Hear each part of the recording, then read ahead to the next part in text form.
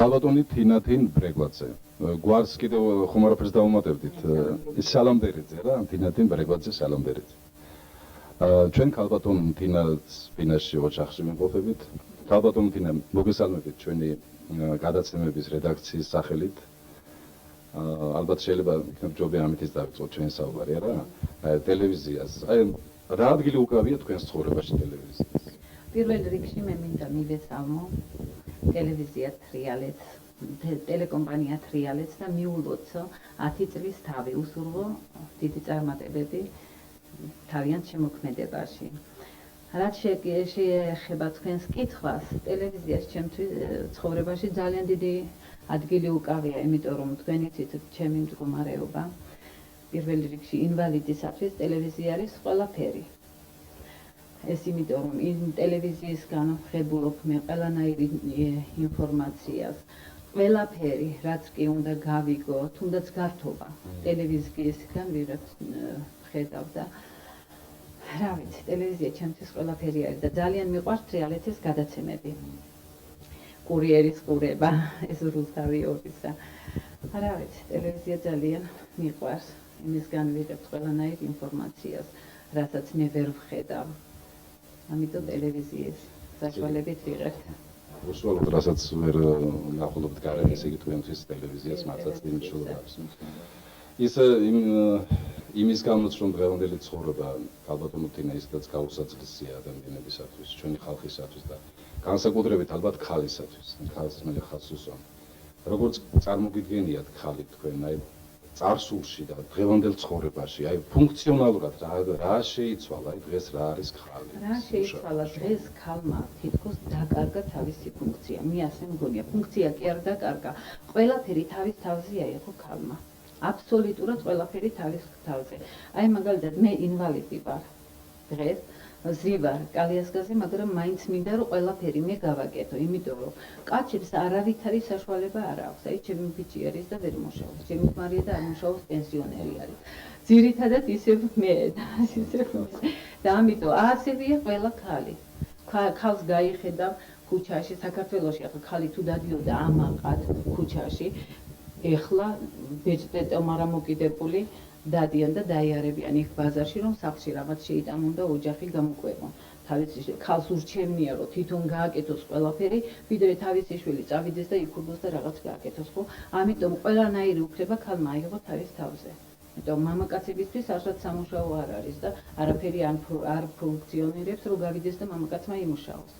ეთერბებით ესე იგი მარჩენალის ფუნქციაც აიღო ქალმა თავის თავზე რომ უკვე ოჯახს ინახავს. ეს თავისთავად სამწუხაროა ეს რომ ქალმა ისეთი ქალური ღირსებები დაკარგა ნამდვილად. თუ ადრე ქალი აღდგებოდით სამუშაოზე წავიდოდით დილით და საღამოთი მოვიდოდით, ვიცოდით რა უნდა გაგვეკეთებია, ხო? დღეს სამუშაოც ქალმა უნდა გააკეთოს და აბსოლუტურად სულ ყველაფერი ოჯახით უნდა არჩინოს. ყველაფერი დღეს ქალს აქვს ერთად ზურგზე. რა ვიცი, ეს ალბათ დღევანდელმა პირობებმაც განაპირობა საქართველოს ასეთ გაჭირვებაშია და ხალხსაც უჭირს უკვე საქართველოს უჭირს თავისთავად ხალხსაც უჭირს.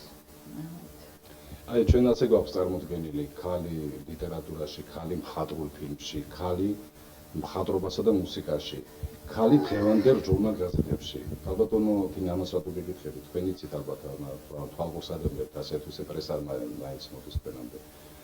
აი როგორ წარმოგიდგენიათ ახლა ეს ყველაფერი ქალის ღირსებებთან დაკავშირებით? აი როგორ წარმოგიდგენია ამას იმას მე ვკითხულობდი ერთ გაზეთს და იქ აი ქალის ღირსება იმდენად იყო შელახული, რომ აი რო ვკითხულობდი ლამის ავტირები. ძალიან აქ ქართველი ქალი ძალიან იყო მიწასთან გასწორებული და ეს ხომ დღევანდელმა პირობებმა გამომიწვია. რატომ უნდა ყოფილიყო ქალი ამ ხელა შეურაცხყოფა ქართველ ქალს არავინ არ მიაყენებდა ასეთ შეურაცხყოფას, როგორც დღეს, რა ვიცი, კინოებსაც უყურებ, კინოფილმებიდანაც ისეთ რაღაცებს ვისმენთ, რომ აი ზოგჯერ გვწვენია. რომ ქართველ ქალზე ასეთი ლაპარაკი, ასეთი შეურაცხყოფელი სიტყვები და ეს ნამდვილად არ უნდა იყოს. ეს ალბათ გამოიწვია ეს მრავალსერიანი კინოებიდანაც, რა ვიცი, უყურებენ ესეთ რაღაცებს. რა ვიცი, ალბათ ამის. იცით ის თქმა უნდა, ქალბატონო თინა. აი თვითონ ქალებმაც რაღაცნაირად უნდა დაეცვან თავის ღირსება. მე მახსენდება რომ აი როდესაც თქვა დაჭირდა ერთ პიროვნებას, მაშინ კარვები გაშალეს ქალებმა და როცა პიროვნებას და კარვები გაშალეს და ღამეებს ათევდნენ იქ თბილისში მთავრობის სახლთან. მაგრამ იყო მეორეც, როდესაც ქალები აი მოძრაობა შექმნეს და წავიდნენ სოხუმისაკენ იმისათვის რომ რაღაცნაირად ეხსნათ ახალგაზრდობა და ეხსნათ ამ ომისაგან. კი მაგრამ დღეს აი როცა ილახება მათი ღირსება და ძალიან სასტიკად ილახება მე გეთახმებით თქვენ ამაში. არ შეუძლიათ ქალებმა მოიწადინონ ეს რომ დაიცვან თავისი ქალური ღირსება. შეუძლიათ, როგორ არ შეუძლიათ, ქალს ყველაფერი შეუძლია. თუნდაც ქალის მანდილმა გადაარჩინა საქართველო, ხო? ეგრე არის. ყველაფერი შეუძლიათ, მაგრამ არ არის ისეთი პირობები დღეს. დღეს რა ვიცი, ტელევიზიიდანაც უყურებდით, მე იყო გადმოცემა რაღაც და აი როცა ჩვენი ქართველი ქალები მსახიობები თუნდაც ჩავიდნენ, ესეთი ომი დაისრო იყვნენ, უნდა აიღეს მათ თეთრი მანდილი და წავიდნენ, რომ უნდა დაეცვათ სოხუმი და მაგრამ არ შეუშვეს სოხუმში ისინი. ასევაც შეიძლება დღეს, მაგრამ რავი, ალბათ პირობებიც არ არის, არავინ არ უქმნის ამ პირობებს. თორემ მრავალი შესანიშნავი ქალი გვყავს და მრავალი ძალიან კარგი განათლებული და რა ვიცი. კი, ბევრი რა თქმა უნდა, ღირსეული ქალია და ერთმან უქნას რომ არ ეყოთ ჩემმა ქალის. ქართველი ქალი მე მგონი მაინც რა გინდაც ეს იყოს, მაინც არ დაეცემა. მაინც არ დაეცემა სულით, არაფრით არ შეიძლება ქართველი ქალი დაეცეს. არ შეელახავს მაინც თავის ღირსებას ქართველი ქალი. მე ასე მაქვს წარმოქმნილი რა ვიცი. აი ქალბატონთინა როცა თურქეთზე იყო ხოლმე საუბარი საერთოდ თურქეთის თემებზე რომ იქ მართლა პატიოსანი ქალებიც მიდიოდნენ და მიდიან კიდევაც და გაჭირვებისად განვეხსნათ თავისი ოჯახები და რა თქმა უნდა ის კატეგორიაც არის იქ რომელიც არა მარტო თურქეთში არამედ სხვაგანაშია თუმცა ეხლა აღარ დაჭირდება თურქებს იქ ჩახურნა იმიტომ რომ მთელი ტრასები გახსნეს სასტუმროების ეძახიან სინამდვილეში რაც არის ადაპტაციებულებიც არის ჩვენ ძალიან კარგად ვიცით განახა ცუდი ქალი აქ არ არის აქაც არის ის იმ ცუდმა ქალმა შეუქმნა ეს ცუდი სახელი იქაც თორე რატო იქ რამდენი პატიოსანი ქალი წავიდა იმიტომ რომ თავისი შვილი გადაერჩინა და თავის იმიტომ ასეთი იყო ოღონდ ნუ იქნებოდა საქართველოში ესეთი არეულობა და არ წავიდოდა ეს ქართველი ქალი იქა ნუ იქნებოდა ესეთი შიმშილი და ნუ ასეთი გაჭირვება თორე იქ ცუდის გარდა არაფერი არ უნახია ქართველ ქალს ხო ისევე იქ მეშოკები აკიდებულები მიდიოდნენ და ისევე ჩამოდიოდნენ იქიდან ერთი ასეთი ის მინდა ინფორმაცია მოგაწოდოთ და მინდა რომ თქვენი აზრი გამოთქვათ ამ შესახებ. 1997 წლის 1 იანვრის მონაცემებით 15-დან 59 წლის ასაკობრივ ჯგუფში ქალთა რაოდენობა შემცირდა 306,000-ით საქართველოს ელაპარაკე რა თქმა უნდა ქორწინებაში მყოფი ქალებისა 129,000-ით. საქართველოში 1990-96 წლებში ქორწინების აბსოლუტური რაოდენობა 47.7%-ით შემცირდა. აი რა კომენტარს გაუკეთებთ თქვენ აი ამ მოვლენას? მე იმ კომენტარს გავუკეთებ რომ საქართველოში ასეთი დუხჭირი ცხოვრება რომ არის, მოხდა ძალიან ბევრი განქორწინება, ხო? განქორწინება, ძალიან ბევრი ვერ დაქორწინდა. არ არის შობადობა, უკვე შობადობის ზრდა. რამდენი ახალგაზრდა ბიჭი არ ქორწინდება, იმიტომ რომ ესეთი დუხჭირი მდგომარეობა, რამდენი წავიდა საზღვარგარეთ. აი თუნდაც იმას ვიტყვი რომ ჩემი ორი შვილი ამ წუთში საზღვარგარეთ არის, ხო? იმიტომ რომ აქ არავითარი საარსებო წყარო არ არის, რომ იმუშაოს ბავშვმა. თუ იმუშაობს, ხელხაც არავინ არ მიღწევს. და მან გამოიწვია ეს. თუ არ დაქორწინდება, თუ ბავშვს გააჩენ რამდენი, ერთცემიც ვერ აჩენენ, იმიტომ რომ ვერ ზრდიან, ვერ ყვებავენ, ვერაფერს ვერ აკეთებენ და ამან გამოიწვია. ჩემი აზრით ეგ არის. ამ კომენტარს გავუკეთებდი მე ამას. ამან ბევრი ხალი უმწევ მდგომარეობაში ჩაიდგა. ზოგიერთი უკვე მათხოვრობამდე არის ისული. გარდა იმისა, რომ ასეთ ფიზიკურ დატვირთას ღებულობს, აი რაღაც წარმოუდგენელად ფიზიკურად შრომობს ხალი, რომელიც მის გარეგნობაზეც მოქმედებს და საერთოდ სულზეც მოქმედებს და მის ქალურ ბუნებაზეც მოქმედებს. რომ დედა იყოს ის და ბავშვი გაზარდოს და ესეთი თაობა მისცეს ქვეყნებას რაც ჭირდება, ეს ყველაფერი ამ ხალის საწინააღმდეგოდ არის მიმართული. მაგრამ აი მე სწორედ იმ კატეგორიასთან მივიდივარ ქალბატონთინა. აი ვინ ზრუნავს ამ ადამიანებს? აი ვინც დაუშვათ პენსიაზე გავიდა. მე ქალებზე პირველ რიგში ქალთა პერსონალს იმაქვს. ის ვინც დაინვალიდდა დაუშვა. ვინ ზრუნავს თქვენ დასფიქრეთ? არავინ არ ზრუნავს ჩვენზე. აი მე ხომ ინვალიდი ვარ. დღეს ჩვენზე ვინ ზრუნავს? არავინ აბსოლუტურად. გორში არ არის არც ერთი ორგანიზაცია, რომელიც ჩვენზე ზრუნავს. არავითარი ორგანიზაცია არ არის. ამიტომ მე ისევ ჩემ თავზე მე თვითონ თუ არ ვიზრუნე, არავინ მე მგონი არ ეზრუნებს ჩვენზე. 12 ლარი მაქვს პენსია, ხო? აი 12 ლარით მე რა უნდა გავაკეთო? როცა 15 ლარი, 20 ლარი არის შუქის ფული გადასახდელი. მარტო შუქის ფული, მარტო და ეხლა სხვა რამდენი პრობლემები არის ოჯახში. ამიტომ არავინ არ ზრუნავს ინვალიდზე. გორში შეიქმნა რამდენიმე ორგანიზაცია არის. მაგრამ იმ ორგანიზაციაში არსა და თუ ფიგურირებს ორი ინვალიდი, დანარჩენი არის სულ სხვა. მე მაგალითად ვიცი ასეთი ორგანიზაციები. ეხლაც გაიხსნა ახალი ორგანიზაცია, მაგრამ იქ ჩვენ არსად არ ვფიგურირებთ. ეხლა დედა გაიხსნა ერთი კათარსისი, არის ზევით ვერხვებზე, მე დამირეკეს სხვათა შორის იმათმა, ნახე კიდევაც ძალიან კარგი გოგო უდგა სათავეში, ლია კარელიძე არის. დამირეკა და მითხრა, რომ თინაო, ინვალიდებისთვის მე რაღაცა მაქვსო და თქვენო თუ გყავთო ინვალიდების რამდენიმე კატეგორიაო, მე მომეწით და მეორადი ხარისხის განსაცმელი არისო და მე დაურეკებ იმათ. მე მართლაც დაურეკე რამდენიმე ინვალიდს და ავიდნენ და მიიღეს ეს განსაცმელი. მე ვთხოვე მე ქალბატონ ლიას, რომ იქნებ ჩვენ ერთობლივად, ჩემი ინვალიდებისათვის, ვინც კალიასკებით არის, ხელჯოხებით ვინც არის, რაღაც ერთობლივი ორგანიზაცია გაგვეკეთებინა. რა ვიცი მითხრა, რომ ესა დაგეხმარებით და გავაკეთოთ ერთად ორგანიზაცია, მაგრამ ჯერჯერობით არაფერი არ არის ამ უსახსრობის გამო. ასევე მპირდებოდნენ თბილისშიდაც. ჩვენი სპორტული ლიგა. მპირდებოდნენ, რომ უნდა გაეხსნათ გორში სპორტული ასოციაცია, რომლებიც მომარაგებდნენ ეტლებით, ხელჯოხებით, ეხლათაც მომარაგებენ, მაგრამ ჯერჯერობით შეჩერდა ეხლა ეს უსახსრობის გამო. რა ვიცი, მე მგონი რაღაც თავს მოვაბამთ, თუ ვინმე დაგვეხმარება და თუ ვინმე არ დაგვეხმარება, მე კიდე არავითარი საშუალება არ მაქვს იმისი, რომ მე გავაკეთო რაღაც სპორტული ღონისძიებები, მინდა რომ გავაკეთო ეხლა ინვალიდებისთვის, მაგრამ თქვენ ერთხელ მე მგონი როგორც მახსოვს მოაწყდა ასეთი ღონისძიება. რა ღონისძიება იყო? ეს იყო ინვალიდებისათვის, აი ვინც კალიასკებს ესყედან ეტოლებზე, მაგათთვის გასეირნება, ერთად თავში ეყრა, რომ ჩვენი პრობლემები ერთმანეთისთვის გაგვეზიარებინა და ეს ინვალიდები გამოგვეყვანა გარეთ, რომ პრობლემები მოგვეხსნა.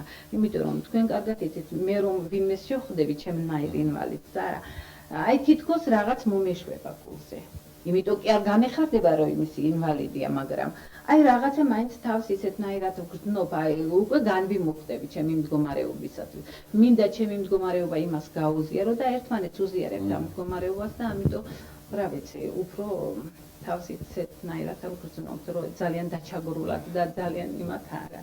თავით ძალიან ბევრი არის გორში ინვალიდები, ვინც ესე მიჯაჭულები არიან საწოლზე თუ ეტლებზე და მინდა რომ ეს ინვალიდებისთვის რაღაცა შეიქმნეს, თუნდაც ეს სავარჯიშო, რაღაც რეაბილიტაციის ცენტრი პატარა, რაღაც პატარა ოთახი, რომ თუნდაც თვეში ერთხელ, ორ თვეში ერთხელ რომ ეს ინვალიდები ერთად შევიკრიბოთ და ერთმანეთს ჩვენი გასაჭირი გაუზიაროთ, მაგრამ ამაზე არავინ არ ფიქრობს. ყველა ფიქრობს თავის თავზე, ყველა თავის ოჯახზე და თავის ჯიბეზე ფიქრობს. მე მგონი ინვალიდისთვის არავინ არ ფიქრობს.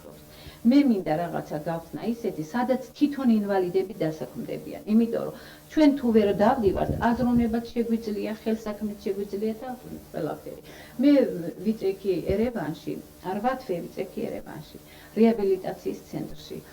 ეს ისეთი ცენტრი იყო, სადაც მე აი დღეს თუ ასე მდგომარეობაში ვარ, იქ დამაყენეს. იმიტომ რომ იქ ისეთი რაღაცები იყო შექმნილი ინვალიდებისთვის სავარჯიშოები. აბსოლუტურად ყველაფერი. დილის 9 საათიდან რომ ავდგებოდით, ვარჯიში გქონდა, მერეკვება, მხატვრული ლიტერატურა, აბსოლუტურად ყველაფერი იყო.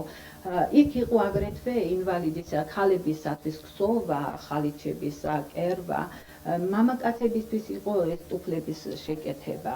ოქრომჭედლობა, აი ესეთი რაღაცები. აქაც ხომ შეიძლება გაკეთდეს ესეთი პატარა რეაბილიტაციის ცენტრით რაღაცა, რომ დაასაქმნეს ინვალიდები, მაგრამ არავინ არ მოინდომა ეს და ვინ უნდა მოინდომოს ქალბატონო თინა, თქვენი აზრით, ვინ არის ამის? ვინ უნდა მოინდომოს, აი მაგალითად ვინც ინვალიდთა ორგანიზაციას ხელმძღვანელობს გორში, ამან უნდა მოინდომოს.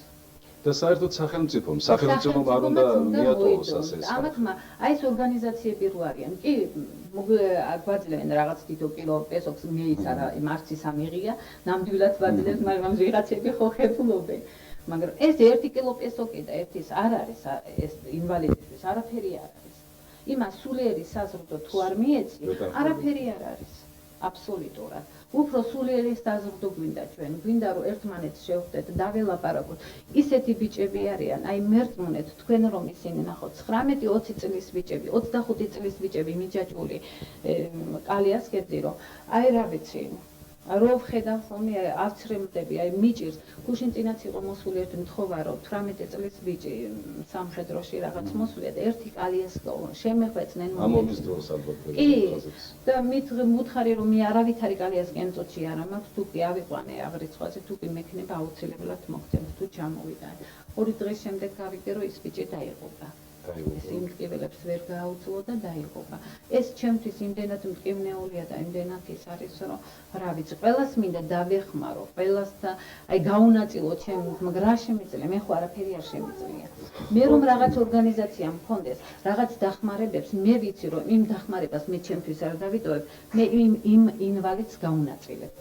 მაგრამ ასე სხვა არ ფიქრობს. სხვას არ უჭირს ჩვენი სატკივარი.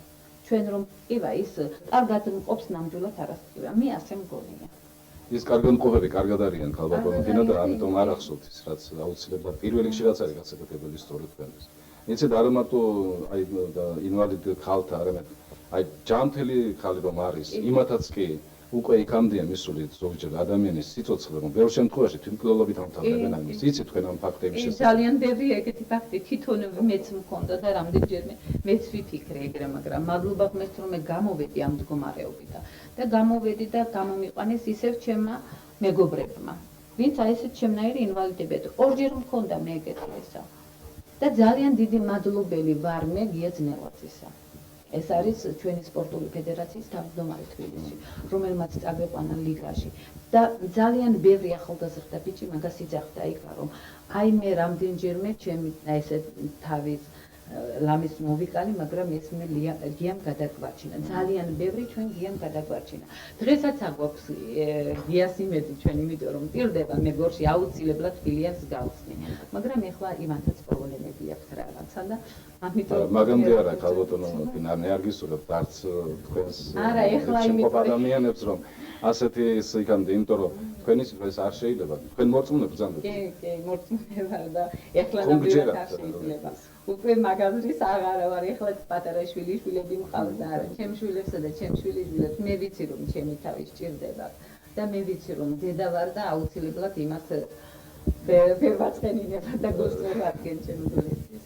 თქვენ ქრისტიანი მორწმუნე ბრძანდით? რა თქმა უნდა. აი ის გაგონილი მაქვს რომ აქ თქვენ სოფელში არის რაღაც ცენტრი ყოფილა რაღაც იეღოველი და სახლიც გონიათ შეძენილი. კი, ძალიან ვინაც გონიათ ძალიან ბევრი არის ჩვენთან ჩვენს. და რა იწევს ამას რომ ესე იგი ეს ხალხი ასე თავისუფლად ამდენს იქრევენ თავის მე ეგ რამდენჯერმეც ვთქვი და სხვათა შორის ეს ერთი იეღოველი ჩემი მეზობელიც არის და ყოველ დღე ამ ხალხთან მე კონტაქტი მაქვს.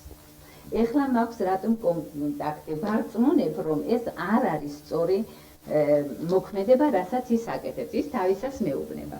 გუშინ მქონდა ერთი ასეთი შემთხვევა რომ მომიტანა წიგნი აიო წაიკითხეო ნახეო სულებიო თუ არ არსებობენო და თუ ადამიანი როცა კვდება ის მთლიანად კვდება. ნუ დავარწმუნე. არა მითხრა ჩემი იაღვის წიგნი წაიკითხო, მე ვთხარი მას მე რაც წავიკითხო თქვენი იაღვის წიგნი. თქვენ წაიკითხეთ ჩემი ნამდვილი ქრისტიანული წიგნი, აი ქრისტეს აი არა მეო მაგას არ წავიკითხავ, რატომ არ წაიკითხავ ვეუბნებ. იმიტომ არ წავიკითხავ რომ აი ესაო ნამდვილადო იაღვას დაწერილი არის ეს თავის წიგნებზე მეუბნება. არა მეთქი შენ წაიკითხე ერთხელ ჩემი წიგნი და აი მე რენახ არა მაგ წიგნს არ წავიკითხავ. მაშინ მე ვთხარი მეც არ წავიკითხავ შენ წიგნს. შენ თუ ჩემ წიგნს არ წაიკითხავ, მეც არ წავიკითხავ და აი ეგრე გავისტუმრე. ძალიან ბევრია ჩვენ სოფელში. ამ პატარა სოფელში. ამ პატარა სოფელში აი ცენტრიც არის მაღლა. მე მინდა ჩემი ბიჭი როცა ჩამოვა საბერძნეთიდან, ჩემი უფროსი ბიჭი არის საბერძნეთში. და ის როცა ჩამოვა, მე აუცილებლად ეკლესია უნდა ავაშენებინო ორთაშენში. აუცილებლად ეს გადაწყვეტილი მაქვს. ხო, ჩვენ ახლა ზევით ვიყავით. აუცილებლად უნდა გადააკეთოთ. იქ ნანგრევია ძველი დარჩენილი და აუცილებლად უნდა გავაკეთებინო. აუცილებლად. სხვადასხვა იქიდან დავიწყებთ თქვენ გადაცემა, ჩვენ იქიდან დავიწყებთ იქ პირველის ვახსენა წარსული ამ სოფლისა. საინტერესო წარსული. ჩემი ლევანი. ბერდიაკვანია მოღვაწეობს ათონის მთაზე საბერძნეთში. იქ გავგზავნე ერთი თვეა ჩემი მეორე ბიჭიც. ძალიან საინტერესოა, ესე იგი სასულიერო პირი არის. კი, სასულიერო პირი არის. რა ასაკისა ახლა? 29 წლის გახდება 10 29 წლის. 29 წლის. დავიბრუნდება და გააგრძელებ. კი, გააგრძელებს საკაუცილებლად. აი ხომ არის ადამიანში როგორი მძიმე ცხოვრებაც არ უნდა გქონდეს, ბედნიერების წუთები და ბედნიერები თუნდაც წარსულში. აი რაც გაიხსენებთ, რომელი იყო თქვენთვის ბედნიერი? ჩემი ბედნიერი დღე ალბათ ის იყო როგორც დედა, პირველად როცა დედა გავხდი. ჩემი ბედნიერი დღე ალბათ ეს იყო. როცა დედობა მივიღე, იმიტომ რომ დედობა ეს არის ქალისთვის სანუკვარი ოცნება. ალბათ ეგ იყო ჩემი პირველი დღე, როცა ჩემი პირველი ბიჭი მეყოლა ლევანი. ეხლა რომელიც იქ არის ეს ბოძებულია. და ამიტომ ღმერთს საფურებს დღესაც და იცის ეს თვითონაც ალბათ და გრძნობს. ცოტა ძნელია ხოლმე მძიმე დღეების გახსენება, მაგრამ მე მაინც რომ არ გითხოთ და არ გაგახსენოთ და არ გითხრათ მაინც ეხლა ჩვენს მაყურებელს და ჩვენ ტელემაყურებელს ალბათ მაინც აინტერესებს. ყველაზე მძიმე დღე ალბათ ჩემთვის იყო 1994 წლის 15 აგვისტო, როდესაც შეიარაღებულმა ბანდიტები თავს დაგვესხნენ და დაგვცხრილეს მანქანაში, სადაც მე და მეღუპა მეზობელი, ჩემი ასაკის ახალგაზრდა ქალი, მანანას რესელი, რომელიც აი როგორც დები ჩვენ ისე ვიყავით და მე 4-5 თვის მანძილზე ეს ამბავი არ ვიცოდი, რომელსაც დარჩა 2 ქალიშვილი. და დღემდე მე ამ მდგომარეობას ძალიან განვიცდი, ძალიან რომ მეტი არ შეიძლება. ეს მოხდა სოფელ კარალეთში დაგვესხნენ თავს, მაგრამ გამოყვნენ იმიდან ქიწნისიდან გამოყვნენ. და ეგრე მოხდა ეს ჩვენი. ამის შემდეგ არის თქვენი ეს მდგომარეობა და მას შემდეგ. კი, უკვე 6 წელიწადი. 6 წელი გავიდა იმაში. 6 წელი გახდა და ესეთ მდგომარეობაში ვარ. ცხოვრება მაინც ისეთია, ხალბატონო ტინა, იმედი მაინც გვაქვს იმისა, რომ მედიცინა და მომავალი ალბათ სხვანაირად არის და მე თუ არა ახალგაზრდებს მაინც ქართველი ხარის მომავალზე რას ფიქრობთ? აი ეს ულამაზესი ნახევარი საქართველოსი, აი მის მომავალზე რას ფიქრობთ? როგორი იქნება? ქართველი ხალი ყოველთვის იყო საქართველოში, ნახევარი კი არა მთლიანი, მე ასე ვიტყვი. ყოველთვის ქართველი ხალი მაინც ფიგურირებდა საქართველოში. და რა ვიცი. რა უნდა ვთქვა? ხალი არასდროს არ დაკარგავს თავის ღირსებას, მე ასე მგონია. არასდროს არ დაკარგავს. იყო და იქნება. აი რომ ამობენ ქალები მართავენო სახელმწიფოსო, თქვენ როგორ გესმით ეს? აი რა კუთხით შეიძლება ახლა ამის გაგება? უბრალოდ სახელმწიფოს მართავენ ქალები. არა, ანთლიანად არ მართავენ, მაგრამ შეიძლება ნახევრად მართავენ. ცუდი არ არის. მეუღლების საშუალებით. მეუღლების საშუალებით. არა, ხომ გყავს ძალიან ბევრი განათლებული. ჭკვიანი ქალები ძალიან ბევრი გყავს. საქართველოში აი ჭკვიან ქალებში თქვენ ხომ არ გყავთ ისეთი აი ვისაც ვიტყოდით რომ აი ეს ხალი შეიძლება? ძალიან ბევრი თუ გინდათ ნანული შევარდნადე რატო ჭკვიანია ძალიან განათლებული ქალი. ძალიან ბევრი გყავს საქართველოში.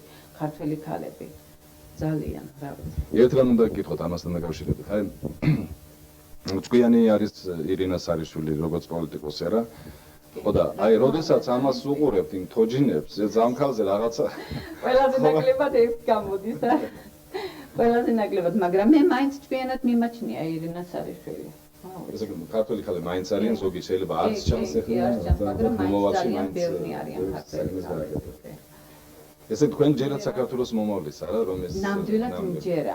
ოღონდ ნუ იქნება ის ომი, ოღონდ ნუ იქნება ისევ ის მდგომარეობები, მე ხომ იმ წარსული მდგომარეობის გადმონაშთი ვარ, რომ მე დღეს ეს მდგომარეობა ყველაფერს ავიტანთ, ამ შიმშილსაც ავიტანთ და ყველაფერს, ოღონდ ჩვენ შვილებს ნორაფერი ნუღარ გაუჭირდება, ნუღარ იქნება ის ომი. მე მგონი დავიბრუნებთ ჩვენ სამაჩაბლოსაც დავიბრუნებთ, აფხაზეთსაც დავიბრუნებთ, მაგის გარეშე არ შეიძლება საქართველო, მაგრამ ომი ნუ იქნება. შეიძლება მომავალი მაინც არ დაიკარგება საქართველოს მომავალი, მე მწამს ეგა. თქვენ ქალებს რომლებიც გისმენენ ახლა უთხარით და იმ ქალებსაც აი თქვენ წაგამახსენეთ რომ ისინი თქვენ დაჭერეთ. უთხარით ამდენიმე სიტყვა და იმ მომავლით ავავსეთ, აი მე გთხოვთ და როგორ დაამშვიდეთ და რას ეხებთ? ჩემ ქალებს რა უნდა უთხრათ? რა ვიცი, უნდა უთხრა რომ გაუფრთხილდნენ პირველ რიგში თავიანთ ჯანმრთელობას. პირველ რიგში იყვნენ კარგები ბედნიერები, ნუ შეეშინდებათ მომავლის. ისინი ხო დედები არიან. და მომავლის არ უნდა შეეშინდეთ. ადრეთაც ყავდა ჩვენ ისეთ შესანიშნავი დედები 9 ძმას მიუძღოდნენ წინ ბაშკაცურად და ერთიც დაეცემოდა მეორეც 9 შვილი, მაგრამ დროშა თვითონ დაიჭერდნენ. ამიტომ ნუ შეეშინდებათ მომავლის. დღეს გვიჭირს თუ მეშოკება აკიდებლები დადიან ქუჯაში, ხვალ ეგრე არ იქნება. მე მწამს მომავლის, ნამდვილად მწამს. დღეს ყველა საჭირშია, მაგრამ მომავალი ექნება საქართველოს და კარგი მომავალიც ექნება. მე ამისი ნამდვილად მწამს. თქვენი ზოდიაქოს ნიშანი?